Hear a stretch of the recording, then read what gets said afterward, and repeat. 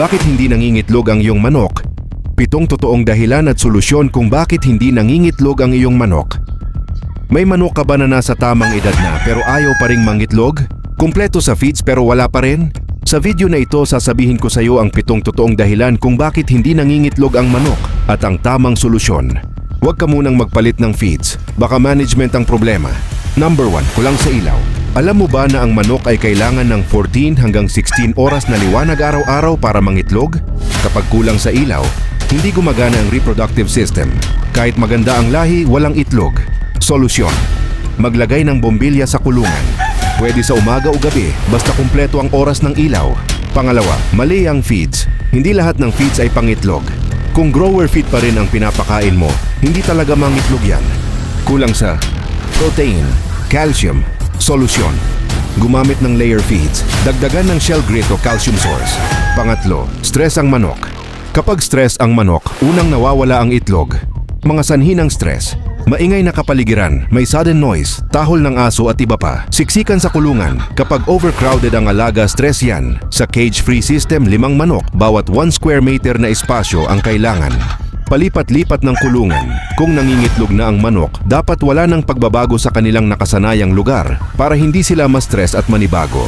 Sobrang init. Kung sobrang baba ang bubong ng kulungan, walang puno o tamang ventilasyon, ma-stress talaga ang iyong alaga. Solusyon: ayusin ang ventilasyon. Itaas ang kulungan elevated type. Magtanim ng puno sa paligid, gaya ng saging. Maglagay ng trapal sa kulungan para hindi pumasok ang araw sa loob ng kulungan. Laging nasa east to west conformation ng kulungan para hindi mainit. Pang-apat, may sakit ang manok. Kahit mukhang malakas, pwedeng may sakit ang manok. Epekto: bagsak ang egg production, minsan tuluyang nawawala. Solusyon: sundin ang tamang vaccination program. Ihiwalay agad yung may sakit. Panatilihing malinis ang kulungan. Panglima, may bulate o kuto. Ang parasites ay nagnanakaw ng nutrients ng manok. Kapag may bulate o kuto, payat ang manok, mahina, walang itlog.